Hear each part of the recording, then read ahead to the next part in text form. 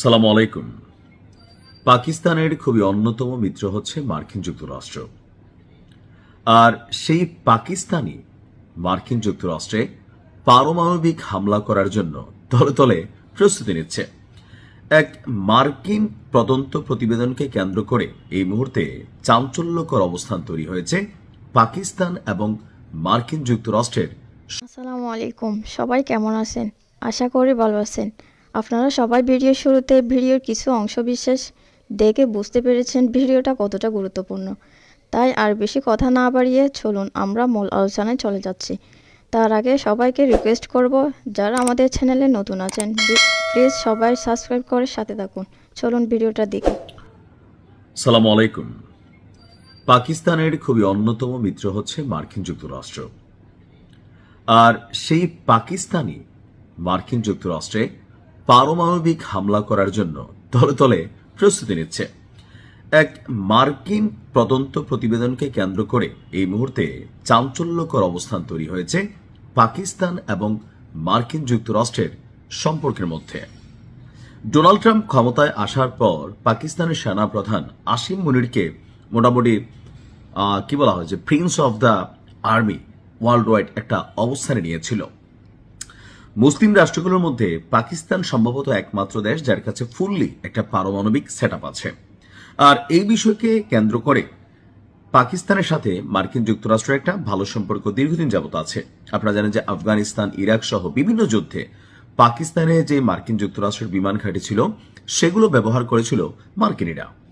তো এই যে একটা সুসম্পর্ক, এর মাঝখানে এক চাঞ্চল্যকর তদন্ত প্রতিবেদন দাবি মার্কিন গোয়েন্দা সংস্থাগুলোর যে পাকিস্তান সরাসরি মার্কিনীদের ভূমিতে অর্থাৎ মার্কিন যুক্তরাষ্ট্রে হামলা করতে সক্ষম আন্তঃমহাদেশীয় ব্যালিস্টিক ক্ষেপণাস্ত্র বানাচ্ছে, যেটা পারমাণবিক এবং নন পারমাণবিক দুই ক্ষেত্রেই ব্যবহার করার যোগ্যতা রাখে। 2026 সালে বার্ষিক হুমকি মূল্যায়ন পেশ করার সময় মার্কিন গোয়েন্দা সংস্থার প্রধান তুলসী গ্যাবার্ড বলছে, রাশিয়া, চীন, উত্তর কোরিয়া, ইরান এবং পাকিস্তান বর্তমানে যুক্তরাষ্ট্রের জন্য সবচেয়ে বড় পারমাণবিক হুমকি। গেল 18 মার্চ সিনেট ইন্টেলিজেন্স কমিটির সামনে সাক্ষ্য দেওয়ার সময় তুলসী গ্যাবার্ড বলছে যে মার্কিন যুক্তরাষ্ট্রের গোয়েন্দা সংস্থাগুলোর মূল্যায়ন অনুযায়ী রাশিয়া, চীন, উত্তর কোরিয়া, ইরান এবং পাকিস্তান এমন সকল উন্নত বা প্রথাগত ক্ষেপণাস্ত্র নিয়ে গবেষণা ও উন্নয়ন করছে যার পারমাণবিক এবং সাধারণ প্যালোড যুক্তরাষ্ট্রের আক্রমণের নাগালে এসে গেছে। অর্থাৎ আমেরিকা কি নিয়ে গবেষণা করে দেখেন পাকিস্তান কি বানাচ্ছে, এমন জিনিস বানাচ্ছে যেটা আমেরিকাতে যে পৌঁছাইতে পারে। আমেরিকার টার্গেট করে নাই, আমার কাছে মনে হয়েছে এরকম। কিন্তু আমেরিকা মনে করতেছে দেখো পাকিস্তান কি বানাইতেছে, এরা যদি ভবিষ্যতে আমাদের বিপরীতে দাঁড়ায়, রাশিয়ার সাথে ভালো সম্পর্ক, চীনের সাথে ভালো সম্পর্ক, সো এমন মেশিনারিজ বানাইতে পারবে না যেটা মার্কিন যুক্তরাষ্ট্রকে টাচ করতে পারে। উত্তর কোরিয়া অলরেডি বানাই ফেলছে, রাশিয়া বানাই ফেলছে, চীন বানাই ফেলছে, ইরান অন দা প্রসেসে ছিল, যার কারণে ইরানকে টেকনিক্যালি তারা কিন্তু ধরেছে। গ্যাবার্ড বলছে যে এই রাষ্ট্রগুলো এমন সব উন্নত সরবরাহ ব্যবস্থা তৈরি করেছে যা মার্কিন ক্ষেপণাস্ত্র প্রতিরক্ষা ব্যবস্থা অর্থাৎ মার্কিন যুক্তরাষ্ট্রের যে আকাশ প্রতিরক্ষা সিস্টেম সেটাকে ভেদ করতে অথবা ফাঁকি দিতে সক্ষম। ইতিমধ্যে উত্তর কোরিয়ার আইসিবিএম মার্কিন মাটিতে পৌঁছাতে পারে এবং তারা তাদের পারমাণবিক ভান্ডার আরো বাড়াচ্ছে। গোয়েন্দা প্রধান বলছে যে এই অ্যাক্টিভিটিসগুলো বৈশ্বিক নিরাপত্তার জন্য মারাত্মক প্রভাব ফেলতে পারে। পাকিস্তানের বিষয়ে মার্কিন যুক্তরাষ্ট্রের আইন প্রণেতাদের বক্তব্য হচ্ছে যে ইসলামাবাদের দূরপাল্লার ব্যালিস্টিক ক্ষেপণাস্ত্র উন্নয়নের ফলে তারা সম্ভবত এমন মেশিনারিজ তৈরি করতে পারে যা ভবিষ্যতে যুক্তরাষ্ট্রের সাথে আঘাত করতে সক্ষমতা অর্জন করবে। গ্যাবার্ড এখানে বেশ কয়েকটা সংস্থা রাষ্ট্রকে মার্কিন স্বার্থের জন্য দীর্ঘস্থায়ী এবং উল্লেখযোগ্য হুমকি হিসাবে চিহ্নিত করেছেন। তাহলে বুঝতে পারছেন যে আগামী টার্গেট কারা। তুরস্ক ন্যাটোতে আছে, তুরস্করে ধরবে না, তুরস্ক হচ্ছে চামচ। তো পাকিস্তান এই বিষয় নিয়ে কোন রকম মন্তব্য এখনো করে নাই, তবে হয়তোবা সামনে আসতে যাচ্ছে। ভালো থাকুন, আসসালামু আলাইকুম। ভাবিয়ে বাড়িতে মিলাদ দিছে আইও দুপুর বেলা কুদুর খাইবা, আমি কি কটা রাতা মুরকার আনছি, আমি জুমার দিন রোজার রমজানের দিন তুমি কি বলো, কাছে তুমি রাত্রে বেলা খাইও, সমস্যা নাই। আর কেন ভাবি রাতা কুরবানি দিছে? ভাবির বক্তব্য হচ্ছে দুবাইরে যদি ইরান বাটাম দিতে পারে তাহলে ভাবি রাতা মুরকা জব দেবে। এখন এরকম ভাবির মতন মতাদর্শে কারা কারা আছেন? এখন কেন ভাবি দুবাইয়ের প্রতি ক্ষিপ্ত মুসলিম ভাইয়ের বউয়ে? ঠিক এই লজিকে আমার মনে হয় অনেকেই যারা মনে করবেন সহমত আছেন, ভাল লাগলে শেয়ার করবেন। পয়েন্ট অফ ভিউটা হচ্ছে আরব আমিরাত একমাত্র রাষ্ট্র যারা ইসরায়েলকে স্বীকৃতি দিয়েছে। আরব আমিরাত একমাত্র রাষ্ট্র যারা ইরানের বিপরীতে সর্বোচ্চ লেভেলে মার্কিন যুক্তরাষ্ট্রকে নাড়াচাড়া করছে। আরব আমিরাত একমাত্র রাষ্ট্র যেখানে পশ্চিমা শক্তিগুলো মার্কিন যুক্তরাষ্ট্র, যুক্তরাজ্য, অস্ট্রেলিয়া, ফ্রান্স, জার্মানি এই দেশগুলোর সামরিক বেস, নেভাল ঘাঁটি এই দেশটার মধ্যে আছে। আরব আমিরাত একমাত্র রাষ্ট্র যেখানে সারা পৃথিবীর ব্র্যান্ডগুলো ব্যবসা করে বিলিয়নস অফ ডলার এখান থেকে কামাই নিয়ে যেতেছে। বাট সেই দুবাই বা আরব আমিরাত যখন ইরানের বিরুদ্ধে অবস্থান নেয়, আমার মতন হালকা ব্লুটুথ মুসলিম ভাই দেখেন, হয়তো 5 ওয়াক্ত নামাজ পড়ি না, রোজাও রাখতে পারি না, ব্যবসা করি, আমরা মিছা কথা কই, এখনো অনেক কিছু ভালো লাগে, জীবনটা রঙিন রঙিন ফিল হয়, এরকম ব্লুটুথ মুসলিম যারা আছি তারাও কিন্তু অন্তত ইরান ইস্যুতে বা যখন পশ্চিমাদের সাথে ইসরায়েল ইস্যুতে হয় তখন আমার মনে হয় যে আমাদের ভিতরে থাকা সুপ্ত একটা ইমানি জাজবা জায়গা ওঠে। কেন এতগুলো কথা বললাম?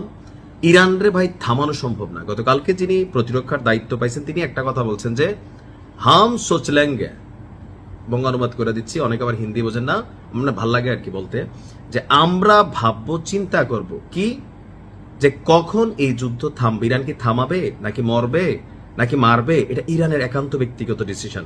তো এবারে টার্গেট করা হয়েছে সংযুক্ত আরব আমিরাতের দুবাইয়ের কাছে অস্ট্রেলিয়ান সেনাবাহিনী। এখন অস্ট্রেলিয়া বলেন, যুক্তরাজ্য বলেন, জার্মানি বলেন, ফ্রান্স বলেন, আমেরিকা বলেন, আরো যারা আছে চামচা, মিনি চামচা, এরা সবাই কিন্তু একটা ইউনিট। তো এই ইউনিটগুলো থেকে আমেরিকা বিকল্প ধরনের অভিযান চালাইতে পারে, কারণ অনেকগুলো দেশ এই যুদ্ধে নিজেরাই সম্পৃক্ত হওয়ার চেষ্টা করছে, এর মধ্যে অস্ট্রেলিয়া একজন। এখন অস্ট্রেলিয়ার সেনাদের যেই ঘাঁটিটা আছে সেখানে ক্ষেপণাস্ত্র হামলা চালিয়েছে ইরান। বলেন মার হাওয়া, চিল্লাইয়া লিখতে পারেন কমেন্টে।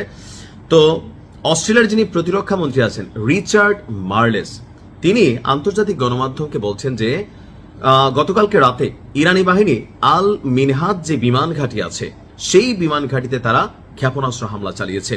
এই ঘাঁটিটি সংযুক্ত আরব আমিরাতে অবস্থিত এবং সেখানে অস্ট্রেলীয় সেনারা অবস্থান করছেন। মধ্যপ্রাচ্য জুড়ে প্রায় 100 অস্ট্রেলীয় সেনা মোতায়েন রয়েছে, যাদের বেশিরভাগই সংযুক্ত আরব আমিরাতে এই মুহূর্তে অবস্থান করছে। তবে হামলায় তাদের সেনাবাহিনীর তেমন কোনো ক্ষতি হয়নি, আর এখানে টুকিটাকি যে সামরিক বেস আছে, রানওয়ে আছে বা এগুলাতে সামান্য ক্ষতিগ্রস্ত হয়েছে। অন্যদিকে ইরানের সীমান্তের কাছে ইরাকের কুর্দি অঞ্চলের রাজধানী এরবিলেও অভিযান চালিয়েছে ইসরায়েল। অর্থাৎ ইসরায়েলও টেকনিক্যালি একের পর এক হামলা চালাচ্ছে ইরানের আশপাশে। যেই থাকে না যে ধরেন একটা ফল গাছ লাগাইলাম, এটা আশেপাশে ছোট ছোট কয়েকটা গাছ থাকে এটাকে সাপোর্টিং দেওয়ার জন্য, তো ওইরকম যে জায়গাগুলো আছে ওইগুলোকে টার্গেট করছে। তবে ইরান স্পষ্ট বলে দিচ্ছে, ইরানের যিনি বর্তমান দায়িত্বশীল প্রতিরক্ষা মন্ত্রী আছেন, যে এই লড়াই দীর্ঘস্থায়ী হবে এবং যারা মধ্যপ্রাচ্যের প্রত্যেকটা রাষ্ট্র যারা ইরানের সার্বভৌমত্ব বিরোধী অবস্থান নিয়েছে, ইরানকে অস্থিতিশীল করেছে, সর্বোচ্চ নেতাকে শাহাদাত করাইছে, তাদের প্রত্যেককে চুন চুনকে মানে হিসাব নিকাশ করা হবে। কথা বলছেন? তো যাই হোক, আমার মনে হয় যে ইরানের একটু আবার এদিকে ধরেন অস্ট্রেলিয়া প্রকাশ্যে কিন্তু এখনো ঘোষণা দেয় নাই, বাট তলে তলে খেলতেছে। তো একটু আবার বুঝে শোনা উচিত, ধরেন সবগুলা পশ্চিমা রাষ্ট্র যদি একসাথে খেপাই তোলে তো সবাই কিন্তু এখানে একটা অবস্থান পাইয়া যাবে যে ইরানের বিরুদ্ধে কেন অভিযান চালানো, বা ইয়েস ইরানি তো একটা সন্ত্রাসী রাষ্ট্র, so they should be punished, এরকম অনেক কিছু কিন্তু এখানে চলে আসবে। কারণ ওই যে একটা কথা আছে না, যে ধরেন এটা মনে ইয়া ছবিটার মধ্যে দেখছিলাম আমি, সালমান খানের কি ছবির মধ্যে ওই নায়িকার বিয়ে হয়ে যায়, এতে ভিলেন থাকে, তো নায়িকার বিয়ে হয়ে যাবে, সেই গিয়ে বিয়ের মণ্ডপে যায়, তো যাওয়ার পরে সালমান খান, দাবাং ছবির ডায়লগটা, তো সালমান খান আসে, বাচ্চা ছেলে গুন্ডাটার নাম জানি কি ভুলে গেছি, তখন সে বলে যে ইয়া পার কোর্ট भी हमरी है, जज भी हमरी है, वकील भी हमरी है, यहाँ पर वही हुकूमत चलेगा जो हम चाहते हैं। অর্থাৎ কোর্টও আমার, জজও আমার, উকিলও আমার, এখানে ওইটাই হবে যেটা আমি চাই। ঠিক আছে? তো পশ্চিমাদের বেশি খেপাইলে আবার ধরেন সবারই খেপাই ফেললে আর কি, অনেকে তো পক্ষেও আছে, স্পেন পক্ষে আছে, অনেকগুলো রাষ্ট্র পক্ষে আছে, একটা ব্যালেন্স করা আসলে এই মুহূর্তে অভিযান চালানো উচিত। ভালো থাকুন, আসসালামু আলাইকুম।